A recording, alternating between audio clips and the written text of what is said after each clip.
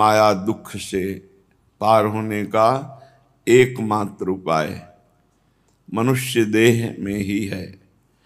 अगर मनुष्य देह भोगों में, अन्य चिंतन में, अन्य भावना में व्यतीत हो गई तो फिर ये घाटा किसी भी योनि में जाकर पूरा नहीं होगा।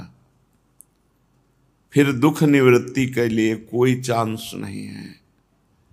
अभी आपको शायद दुख मिला ना हो, इसलिए दुख निवृत्ति की चिंता नहीं है। जब दुख मिलेगा तब आपको लगेगा इससे निवृत्त कैसे हुआ जाए, कितनी जल्दी भगवत प्राप्ति हो जाए कि कोई भी दुख हमको प्रभु से विमुख न कर दे, विलग न कर दे, प्रभु का कहीं विस्मरण न करा दे। बड़ा भयावह संसार है, बड़ा दुखमय है। इसलिए गुरुचरण रज का बल स्वीकार करके एक एक श्वास, चाहे जितनी कष्टप्रद हो या सुखप्रद हो, हमें इसकी परवाह नहीं करनी और इष्ट चिंतन में लगाना है। नाम जप, लीला गायन, लीला श्रवण, सेवा, यही है जीवन में जो निष्पाप करके बहुत जल्दी भगवद अनुराग प्रकट करते हैं।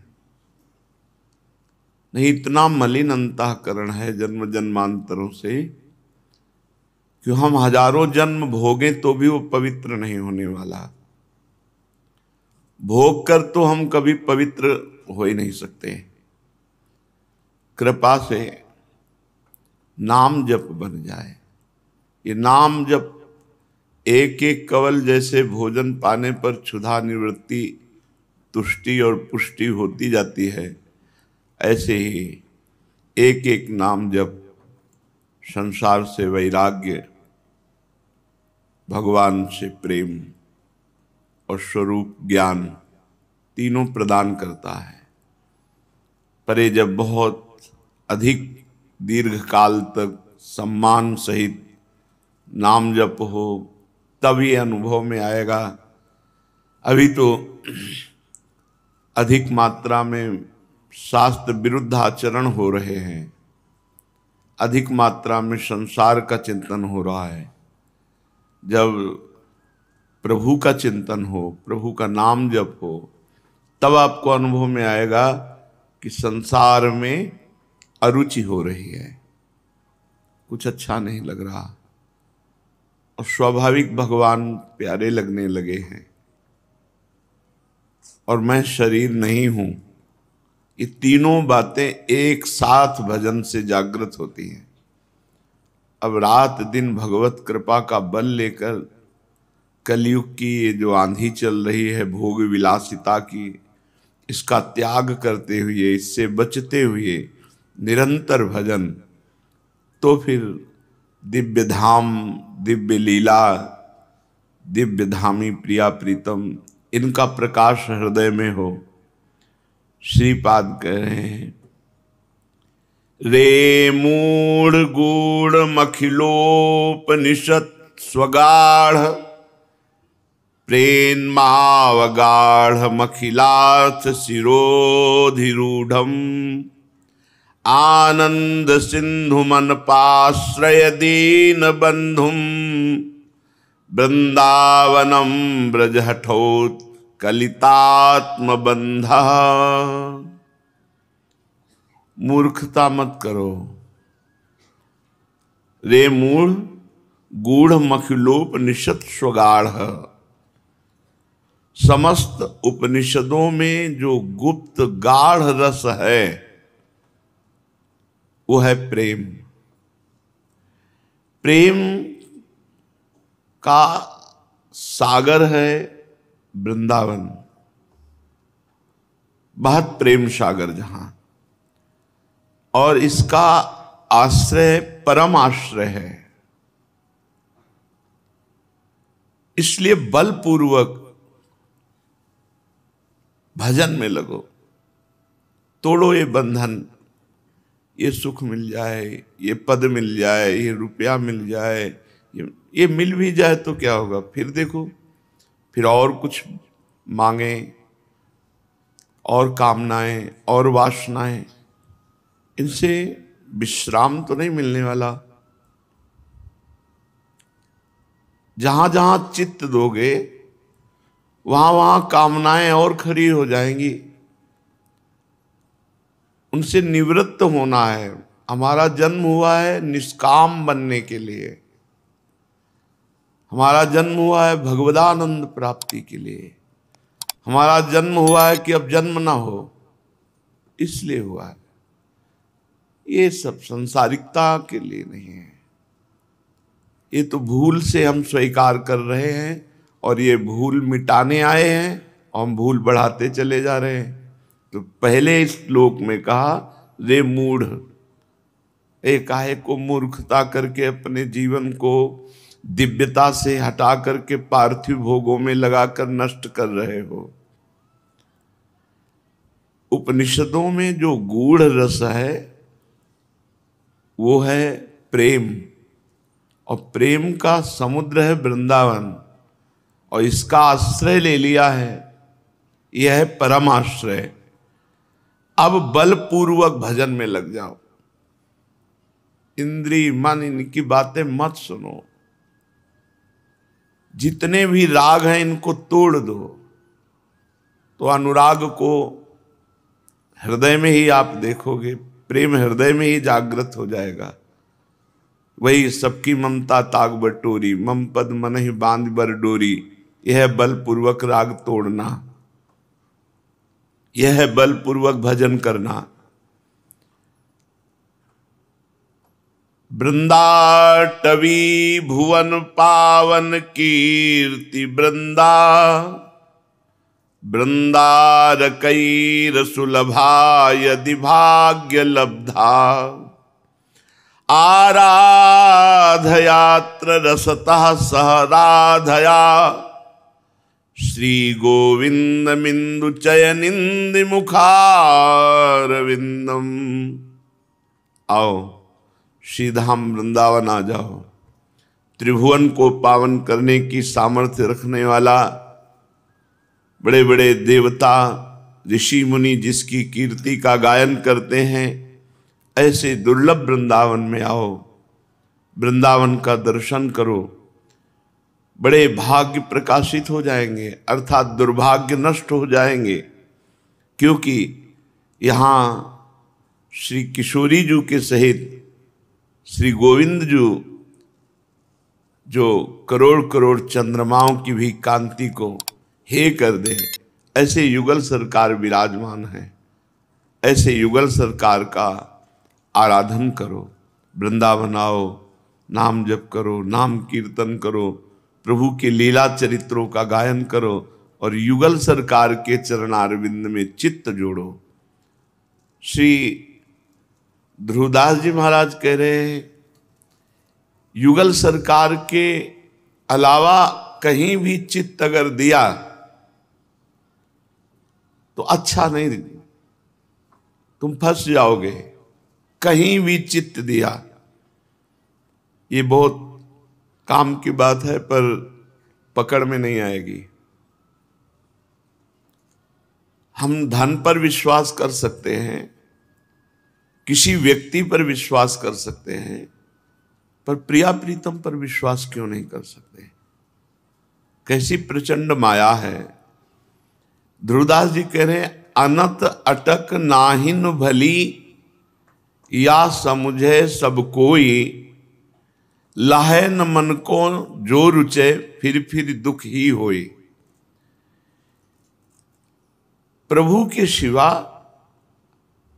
किसी अन्य का आश्रय ले लिया, अन्य पर विश्वास कर लिया, तो आखिरी में परिणाम में देखना हितकर नहीं होगा, वो बड़ा दुखद होगा, बड़ा पश्चाताप होगा कि पूरा अनन्य भाव करके हमने समय प्रिया प्रीतम को क्यों नहीं दिया, ऐसा गलती कैसे कर दी। अन्यत्र चित्त देना, विश्वास कर लेना, भरोसा कर लेना, अपने जीवन को संकट में डालना है। केवल प्रिया प्रीतम पर विश्वास। एक भरोसो, एक बल, एक आश विश्वास, केवल आराध्य देव। अगर कोई व्यक्ति का आश्रय भी लेते हो, धन का आश्रय लेते हो, विषय का आश्रय लेते हो, तो और विषय रस पाइए सो दुख कर जाने, क्योंकि ये नाशवान है, क्षणिक है, स्थायी है नहीं, ये हमारे साथ जाने वाले हैं नहीं। फिर क्या करेंगे इनका हम आश्रय लेकर? इन भोगों को समेट कर क्या करेंगे? मूर्खता ही केवल है, पागलपन है। खूब दुनिया का वैभव एकत्रित किया, शरीर छूटा, कुछ साथ नहीं, बस किए हुए शुभ अशुभ कर्म, फिर वही जन्म, फिर वही मरण। इसलिए कह रहे तहां न दीजय चित्त ध्रुव, ये कहो मेरो माने। जहां जहां तुम चित्त दोगे, विषय में, धन में, वस्तु में, व्यक्ति में, स्थान में, ये सब नाशवान है, ये सब काल के गाल में पड़े हुए हैं। ये पूरा प्रपंच काल के गाल में है। इसीलिए प्रपंच का ही त्याग करें, संपूर्ण प्रपंच। बड़े भाग्यशाली हैं जिनका लक्ष्य बन गया है भगवत प्राप्ति। बड़े भाग्यशाली हैं जिनके मन में बात बैठ गई कि अब मुझे भजन करना है, रात दिन भजन करना है। जितनी चेतना हमारी रहेगी उसमें हम भजन करते रहेंगे। मूर्छित हो गए, सो गए या मर गए तो बात अलग, नहीं, भजन नहीं छूटेगा तो जीवन धन्य हो गया। अन्य आश्रय, अन्य चिंतन, विषय आश्रय, विषय चिंतन, ये बाद में तुम्हें दुख ही देगा। तो क्या करे? अब तो ऐसी चित्त धरी, जुगल चरण रंग राची, महामाधुरी केली गुण, छिन छिन गाए अरुणाची। अब तो मेरी बात मान लो और अपने चित्त को चित्चोर युगल सरकार के नाम रूप लीलाधाम में दे दो। युगल सरकार के प्रेम रंग में रंगना है, उनके नाम का जप करना, नाम का कीर्तन करना, लीला का गायन करना और उनके लिए नाचना, उनके लिए गाना। ये बहुत जल्दी प्रेम प्रकाशित होता है, पर केवल प्रभु के लिए हमारा जीवन हो। हमारा नाचना गाना संसार के दिखावे के लिए ना हो, प्रियालाल के लिए हो। बोले अब मेरी बात समझ लो, अपने चित्त को प्रिया प्रीतम के चरणारविंद के प्रेम रंग में रंगना है तो उनकी केली का गान करना है। ये चतुराशी जी 42 लीला, श्री वृंदावन दास चाचा जी की वाणी, हरिराम व्यास जी की वाणी, स्वामी हरिदास जी की वाणी, ये सब महान रसमयी वाणी है। बड़े भाग्यशाली हैं जिनको वाणी गायन करने में रुचि हो गई है, नशा हो गया है। हर समय कोई न कोई पद गुनगुनाते रहते हैं तो धन्य हो जाएगा जीवन। बोले पद गायन करो, नाम कीर्तन करो, नाचो गाओ, रिझा लो, किसी भी तरह प्रिया प्रीतम को रिझा लो। बड़े रिझवार ठाकुर हैं, बहुत जल्दी रिझ जाते हैं। सुनि ध्रुव ऐसी चाहिए, छाड़ी जगत की रीति, जुगल चरण कोमल सुरंग, तिन्हीं सो करी प्रीति। श्यामा श्याम के कोमल चरणारविंद जो महावर रचे हुए, अद्भुत लालिमा से तो वैसे ही युक्त है, ऊपर से महावर है, फिर मेहंदी की चित्रकारी है। ऐसे गौर वरण सांवल चरण, रच मेहंदी के रंग, तिन तरुवन तर लुठत रहे रति जुत कोटि अनंग। ये हमारे हृदय में हर समय स्फुरित होते रहे, हमारे जीवन का लक्ष्य बन जाए। इनकी लीला गायन, नाम जप, नाम कीर्तन, तो इनके चरणारविंद हमारे हृदय में स्फुरित होने लगेंगे। पर छाड़ी जगत की रीति, अब इस संसार की राग द्वेषात्मक वृत्तियां, प्रपंच कथा, मिलना जुलना, ये सब समय बर्बाद करना है। जितना श्वास श्वास खूब भजन हो रहा है तो जीवन सार्थक, और भजन नहीं तो सब व्यर्थ है, सब व्यर्थ है, सब व्यर्थ है। बड़े बड़े चक्रवर्ती सम्राटों की केवल इतिहास में नाम रह गए, कहीं कोई नहीं है। हम चाहते हैं कि हमारा नाम हो जाए, कीर्ति हो जाए, यश हो जाए, इतना बैंक बैलेंस हो जाए, इतना ये हो जाए, मर गए, कुछ काम नहीं आया। नाम जब वही विवेकी है जो भजन में प्रीति करे, वही अज्ञानी है जो भजन छोड़कर और कार्य, भजन के साथ कार्य करो। भजन के बिना वो कार्य सामर्थ्यशाली नहीं कि तुम्हें मुक्ति प्रदान कर देगा। ये सामर्थ्य भजन में है। इसीलिए मामुनि स्मर युद्ध च, मेरा स्मरण करते हुए युद्ध करो, भगवान ऐसा बोले। युद्ध माने कर्तव्य, अपने कर्तव्य का पालन मेरा स्मरण करते हुए करो।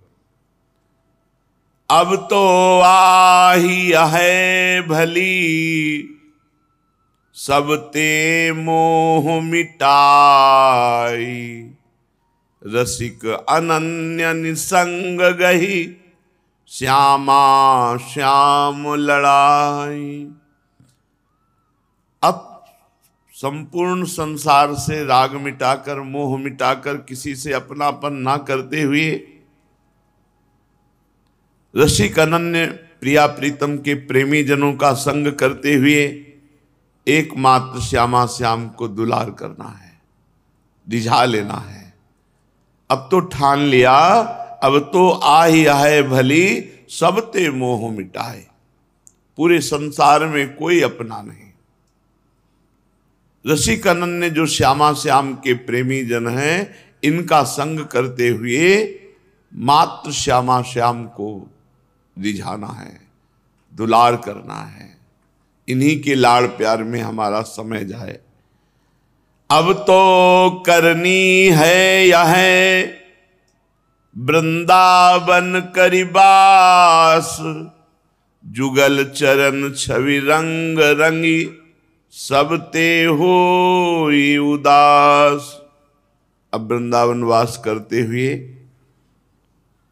प्रिया प्रीतम के चरणारविंद के प्रेम रंग में रंगने के लिए संपूर्ण संसार के राग का त्याग करके एक उदासीनता हृदय में छाई जाए। कुछ अच्छा नहीं लगता, बस श्यामा श्याम श्यामा श्याम। तन मन के बन से ये या पर नहीं मत और, बिहरत जहां सुकुमार दो अद्भुत श्यामल गौर। श्री प्रिया प्रीतम ये सांवरी गोरी जोरी इसी वृंदावन में विराजमान है। इसलिए तन से और मन से, दोनों से वृंदावन का सेवन करो। यहां प्रिया प्रीतम बहुत जल्दी कृपा करके दर्शन दे देते हैं। मन बेविचार, नाना प्रकार के व्यसन, नाना प्रकार की गंदी बातों में, तन अन्य क्रियाओं में वृंदावन वास करते हुए भी बहुत समय लग जाएगा। अगर तन पवित्र आचरण, मन प्रिया प्रीतम की रसकेली का चिंतन, प्रिया प्रीतम के नाम रूप का चिंतन, प्रिया प्रीतम की कुंज निकुंजों का चिंतन, तो बहुत जल्दी दर्शन हो जाएंगे। बड़े कृपाल हैं। सकल उदार नृपति चूड़ामणि सुख वारिद बरसायो, ऐसे हैं। सुख के बूंद दो बूंद कण नहीं, वर्षा कर देते हैं। इसीलिए हमारी श्री जी का नाम बरसाने वाली है, सुख वर्षा। वर्षंत में सहजाद्भुत सौख्य धाराम श्री राधिका चरण रेणु महम स्मरामि। अद्भुत सुख की धारा जिनके चरणों से बरसती रहती है, वो बरसाने वाली श्री लाडली जू। अद्भुत सुख समुद्र श्री लालजू महाराज। ये श्यामल गौर जोरी इसी वृंदावन में विराजमान है, यही केली कर रहे हैं, यही खेल रहे हैं। बस हम तन और मन दोनों से वृंदावन का सेवन करें, पवित्र आचरण करते हुए, प्रिया प्रीतम का ही मनन करते हुए, तो यहाँ बहुत जल्दी भगवत तत्व स्फुरित हो जाता है, बहुत जल्दी भगवत प्रेम स्फुरित हो जाता है। इन्हीं नेत्रों से बहुत जल्दी प्रिया प्रीतम का साक्षात्कार हो जाता है। चलो चलते हैं जहां देव माता अदिति जी भगवान से विनय कर रहे हैं और सामने चतुर्भुज भगवान श्रीहरि विराजमान है। विनय पूर्ण हुई। भगवान ने कहा, माता मैं जानता हूं कि आप किस उद्देश्य से, जापक को क्या त्यागना चाहिए, हमारे जिह्वा पे निरंतर नाम चलता रहे, इसके लिए हमें क्या त्याग करना चाहिए। बोले, पहला व्यर्थ भाषण। अगर नाम जब निरंतर चलना है, क्योंकि चिंतन तभी होता है जब हमारा व्यर्थ भाषण होता है, तो व्यर्थ चिंतन होता है। व्यर्थ भाषण बेकार की बातें, एक लोग बेकार की बातें 2-2 घंटे 4-4 घंटे बैठे आग में सेक रहे हैं, सर्दी का समय है, और प्रपंच की बातें, कोई एक बार राम कृष्ण हरि नहीं। ऐसे लोगों के बीच में नहीं बैठना चाहिए, ऐसे लोगों की बातें नहीं सुननी चाहिए। व्यर्थ भाषण, फिर व्यर्थ चिंतन। बाबा ने कहा व्यर्थ चिंतन, व्यर्थ चिंतन प्रभु के सिवा और जो कुछ भी चिंतन होता है, जो बहुत सोच विचार करते रहते हैं, बहुत मनोराज्य करते रहते हैं, बहुत कल्पना करते रहते हैं, इनका समय बहुत व्यर्थ जाता है। फिर वो इतने थक जाते हैं कि बुद्धि उनकी निगेटिव सोचने लगती है, नकारात्मक सोच इतना बढ़ जाता है कि फिर वो डिप्रेशन में पहुंच जाते हैं। डिप्रेशन इतना बढ़ जाता है कि जीना मुश्किल हो जाता है। बिना नाम के कहीं सुख शांति नहीं है। व्यर्थ चिंतन हमारा होने ना पावे। तो इसीलिए कहते हैं कि जैसे राधा जपो तो राधा ही चिंतन करो, राधा, क्योंकि किशोरी जी का रूप चिंतन करने की सामर्थ्य तो किशोरी जी ही देती है। तो किशोरी जी के नाम में वो सामर्थ्य है जो किशोरी जी का चिंतन करवा दे। समस्त कलाओं में, गुणों में प्रवीण हमारी स्वामिनी जी ऐसी आगरी हैं, गुण सागर, रूप सागर, वैदग्ध चतुरता की सागर, कृपा की सागर, वात्सल्य की सागर, कि लालजू को अधीन किए हुए हैं। अखिल कोटि ब्रह्मांड नायक परात परीश जिनके गुणों में अधीन है, वो नाम हम चिंतन करें। ये अमृतमयी है, अविनाशी। रा बड़ा की मात्रा, धा बड़ा की, लिख गया राधा नाम, बार बार लिखे राधा राधा राधा। तो नाम का जप चल रहा है और नाम का चिंतन चल रहा है। एक दिन देखना इसी राधा में रूप जागृत हो जाएगा। प्रिया प्रीतम देख लेना, एक दिन तुम्हारी सामर्थ्य जैसी भजन की बढ़ती जाएगी, वैसे वैसे रूप प्रकाशित होता जाएगा। और रूप प्रकाशित होने का मतलब है चित्त का लुट जाना, और चित्त लुट जाने का मतलब है परम पद मिल जाना। प्रिया प्रीतम में चित्त लुट गया तो परम पद के अधिकारी बन गए। तो व्यर्थ भाषण छोड़ो, व्यर्थ चिंतन छोड़ो, और व्यर्थ दर्शन छोड़ो। ये आंखें बहुत चलाते रहते हैं लोग, आंखों को थोड़ा मर्यादा में रखो, उचित देखो, अनुचित मत देखो। बात करना है तो चरणों की तरफ देख के बात करो, रास्ता चलना है तो रास्ते को देख के चलो। कोई बात है, ठीक है, कभी ऐसा हुआ, एक बार दृष्टि चली गई, दृष्टि संभालो तभी भजन होगा। दृष्टि चराते घूमोगे तो भजन नहीं होगा। ए भाई, जिनके पास मोबाइल है बहुत सही ढंग से प्रयोग करो, उसका गलत प्रयोग मत करो, उसमें अवगुण जो है उनको मत देखो। भगवत मार्ग के पथिको नेत्रों को संभालो, जितनी आवश्यकता है उतना ही खोलो, अन्यथा नहीं। पूरा संसार भरा हुआ है उसमें। व्यर्थ दर्शन से बचो और व्यर्थ श्रवण से बचो, बेकार की बातें सुनने से। और पांचवा व्यर्थ भ्रमण। ये 5 बातें नाम जापक को त्यागनी चाहिए। अब घूम रहे हैं बेकार का इधर से उधर, नहीं, चुपचाप आसन लगा के बैठो, भजन करो। किन्हीं किन्हीं का स्वभाव होता है, आसन में बैठो या गर्दन झुकाओ, जिस लक्ष्य में जा रहे हो वहां जाओ, परिक्रमा, दर्शन, बस। संत समागम तो नेत्र झुकाए बस संत समागम में पहुंच गए। बहुत सावधानी की जरूरत। नाम जापक को व्यर्थ भाषण, व्यर्थ चिंतन, व्यर्थ दर्शन, व्यर्थ श्रवण और व्यर्थ भ्रमण, इनका त्याग कर देना चाहिए। भगवान के नाम स्मरण, भगवत लीलाओं के स्मरण, भगवत स्वरूप के स्मरण से व्यर्थ चिंतन दूर हो जाता है। भगवत गुणानुवाद, भगवान नाम कीर्तन, भगवान नाम जप से व्यर्थ भाषण निवृत्ति हो जाती है। भगवान मूर्ति, महात्मा और गुरुदेव के दर्शन करने से व्यर्थ दर्शन का दोष दूर हो जाता है। भगवत कथा श्रवण, नाम कीर्तन श्रवण, इससे श्रवण पवित्र हो जाता है, व्यर्थ श्रवण निवृत्त हो जाता है। भगवत सेवा और साधुजनों की सेवा करने से व्यर्थ भ्रमण निवृत्त हो जाता है। ये हुआ नाम जापक की सावधानी। अब हम प्रेम मार्ग के पथिक हैं, तो हमारा प्रेम बढ़े घटे ना, तो किन बातों से प्रेम घट जाता है? पूज्यपाद उड़िया हुआ। पहला, जो बहुत ग्रंथों का स्वाध्याय करता है वो प्रेमी नहीं हो सकता।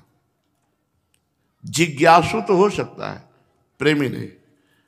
प्रेमी को अब जैसे आप वृंदावन रस में जुड़ गए तो राधा सुधा निधि, श्रीमद चतुरासी जी, 42 लीला, यही अपने प्रिया प्रीतम के जस के ग्रंथ जो इन्हीं का पाठ करें, इन्हीं का स्वाध्याय करें। हमें चलना है बिहारी जी की तरफ, तो हमें छठी कराओ आगरा के किलोमीटर जान के क्या जरूरत है? जब हमें बिहारी जी जाना है तो अपनी दिशा की बात हम जाने, अन्य दिशा की बात जानकार करके कोई प्रवचन करना है क्या? तो बहुत ग्रंथ नहीं पढ़ना चाहिए। दूसरा, बहिर्मुख पुरुषों की बनाई हुई पुस्तकें और टीका नहीं पढ़नी चाहिए। हम कहते हैं जो हमारे सदग्रंथों की टीका प्रकाशित है उसी का भाव अपने जीवन में धारण कर लो। तो महापुरुषों की टीका पढ़े, अन्य की टीका ना पढ़े। बहिर्मुख पुरुषों के द्वारा बनाई हुई बहुत विचित्र विचित्र है। जो महापुरुषों को अनुभव हुआ उसी अनुभव में हम चलें, हम अपने अनुभव न छापें। महाजनों गतेन सपंथा, महाजन जिस मार्ग में गए उसी मार्ग में चलने से भगवत प्राप्ति होगी। प्रेमी मार्ग में चलने वाले महान साधक को केवल महापुरुषों की बातें सुननी और पढ़नी चाहिए, बस, अन्य नहीं।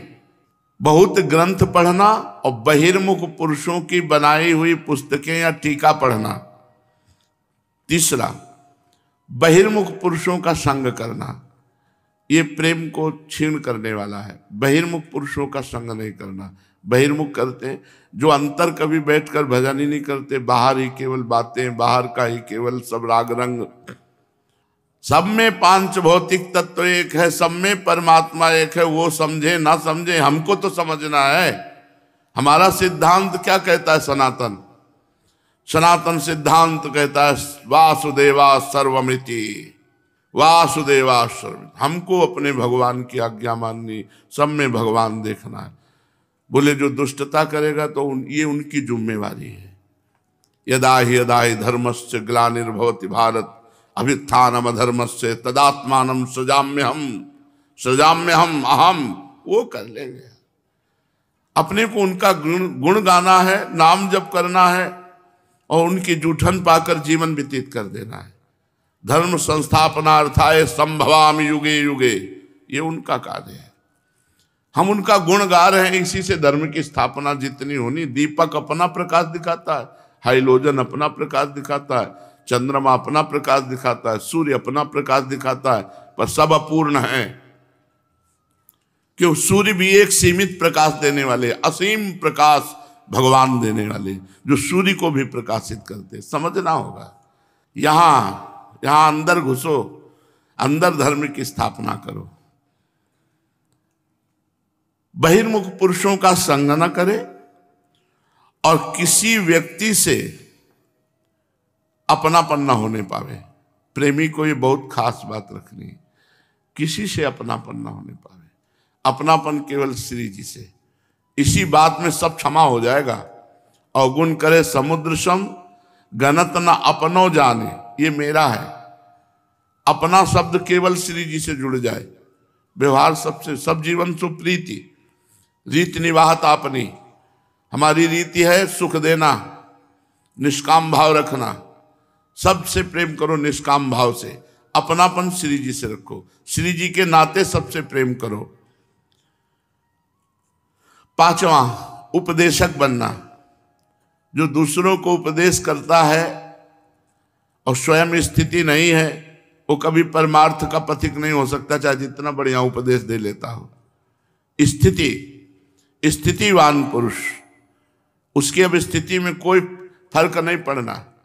जो भगवदाकार वृत्ति हो गई है, उसी को उपदेश देने का अधिकार है। नहीं तो कह रहे हैं उपदेशक बनने से पतन हो जाएगा, वो सत मार्ग में नहीं चल पाएगा।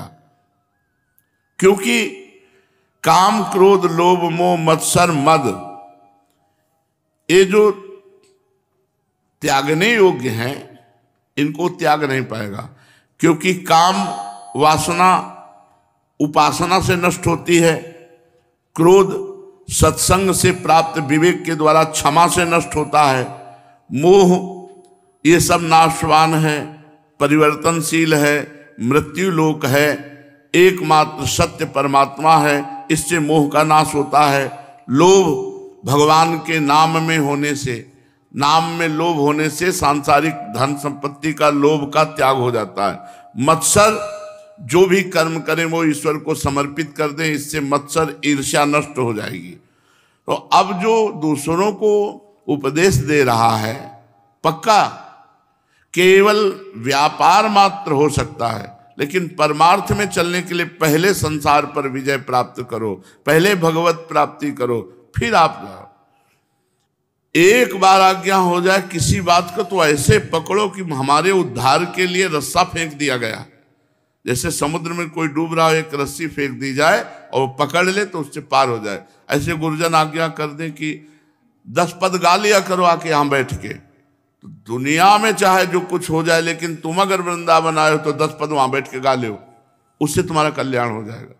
तो पूज्यपाद श्री उड़िया बाबा जी कह रहे हैं, प्रेम मार्ग में उपदेशक बनने से बड़ी बाधा आ जाती है। अगर हमारी वृत्ति भगवदाकार है तो फिर कोई परिवर्तन नहीं, क्योंकि उपदेश भी तो महत जन ही देते हैं, संत जन देते हैं। अगर संत जन नहीं दे, सब बंद कर दे, तो उपदेश कहां से होगा। लेकिन उपदेश देने का अधिकार उसी को है जो भगवत साक्षात्कार या निरंतर भगवान से अपनी चित्तवृत्ति जोड़ना चाहता है। क्योंकि काम क्रोध लोभ मोह मत्सर मद, इनका त्याग किए बिना उपदेश किस बात का हो रहा है। जो केवल बाह्य त्याग का नाटक करता है वो ढोंग होता है, उसी को दंभ कहा जाता है, उसी को पाखंड कहा जाता है। और यदि हृदय से त्याग किया जाए तब बात। तो काम क्रोध लोभ मोह मद मत्सर, इनका हृदय से त्याग होता है भजन से। जितना भजन करोगे उतना ही इन विकारों पर विजय प्राप्त होगी। निज का कल्याण करे पहले तो जग का कल्याण स्वयं होगा। ये हमने महापुरुषों के वचन सुने पहले स्वयं जीवन मुक्त बनो, फिर जगत कल्याण अपने आप हो जाए। जो दंभ है ये साधक को बहुत बुरी तरह गिरा देता है, और इसकी दंभ की गति अच्छे नहीं समझ पाते। अतः बहुत सावधान रहो कि तुम्हारे अंदर कोई पाखंड, कोई दंभ का ये दोष ना आ जाए। दूसरों के अवगुणों को देखना, सुनना, कहना, चिंतन करना, ये छोड़ दिया जाए, क्योंकि ये भजन में बाधक है। इससे हमारे भजन में मलिनता आ जाएगी मन में, और भजन नहीं बनेगा। दूसरों के अवगुणों को देखना, सुनना, कहना या चिंतन करना, इससे भजन में बाधा पड़ जाएगी। पर चर्चा का त्याग कर दो। दूसरों के अगर देखना है तो गुण देखो, वैसे तो कुछ ना देखो, न गुण देखो न दोष देखो। तात सुनो मायाकृत गुण और दोष अनेक, गुण या उभय न देखी, देखी सो अविवेक। वाणी, नेत्र, हाथ, पैर, इनमें जो चंचलता होती है उसका लक्षण होता है कि वो मूर्खता है, उसमें भी मूढ़ता है। नेत्र चंचल, वाणी चंचल, हाथ चंचल, पैर चंचल, बैठे वो हिला रहे, पैर हिला रहे, ऐसे पैर हिला, शांत बैठे। जहां हाथ रख दिया, आप घंटा घंटे शांति से बैठे। जब आप शांति से बैठना चाहोगे तो आपकी त्वगेंद्री में इधर उधर खुजली होगी, कभी इधर कभी इधर कभी इधर, शांत। नेत्र गंभीर, मुद्रा गंभीर। साधक का एक अलग ही स्वरूप होता है जो भगवत मार्ग का होता है। वाणी, नेत्र, हाथ और पैर, इनमें चंचलता मूर्खता का लक्षण है। अतः साधक को इन चारों की चंचलता छोड़नी चाहिए। वाणी, नेत्र, हाथ और पैर, जिसमें चारों चंचलता हो तो समझ लो कि ढोंग है, साधक नहीं है। हाथ की चंचलता, नेत्र की चंचलता, वाणी की चंचलता, पैर की चंचलता। सिद्ध महापुरुष है पूज्य पादुड़िया बाबा। तो वाणी की चंचलता क्या है? जोर से बोलना, अधिक बोलना, व्यर्थ में चिल्लाना, बिना प्रयोजन वाली बातें करना, बिना कोई उद्देश्य नहीं, ऐसे बात किए चले जा रहे हैं, ये वाणी की चंचलता है। नेत्र की चांचल्यता, बिना काम के इधर उधर दौड़ाना, नेत्र ऊपर नीचे, ऐसे बहुत चंचलताएं हैं। इनको संभालने के लिए ही ये महापुरुषों के वचन, जो प्रायः सुनने को नहीं मिलेंगे, ग्रंथों में ही लिखे रखे हैं। नेत्र चांचल्यता भजन में बहुत बाधक है, कहीं ना कहीं फंसा देगी। और हस्त चांचल्यता, तिनका तोड़ना, पुष्प तोड़ना, पृथ्वी पर लिखना या इधर उधर बार बार चंचलता, चपलता करना। और पाद चंचलता, पैर हिलाना, बेढंगे ढंग से चलना आदि आदि। वाणी, नेत्र, हाथ, पैर गंभीर मुद्रा में रहो।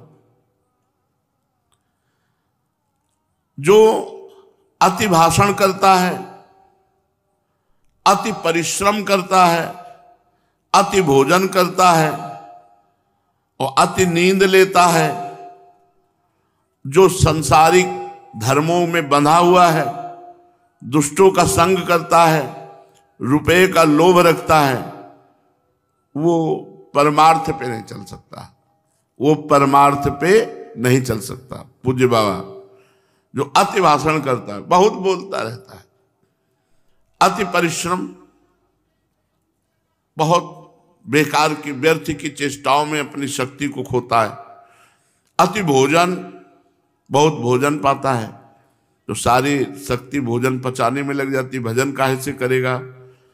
जो सांसारिक धर्मों में बंधा हुआ है, सांसारिक धर्म, देख कोई किसी का पति है, कोई किसी का पिता है, कोई किसी का, इनकी महत्ता नहीं, महत्ता है भागवत सच्चिदानंद भगवान की चिंतन की। तो हम कार्य ये सब करें पर चिंतन प्रभु का करें, इनकी प्रधानता न रख लें। दुष्टों का संग और लोभ, रुपये का लोभ, ये परमार्थ में नहीं चलने देते। अति भाषण, अति परिश्रम, अति भोजन, अति निद्रा और सांसारिक धर्मों के नियमों का पालन करने की बात, और दुष्टों का संग और धन का लोभ, ये शुद्ध परमार्थ में नहीं चलने देते।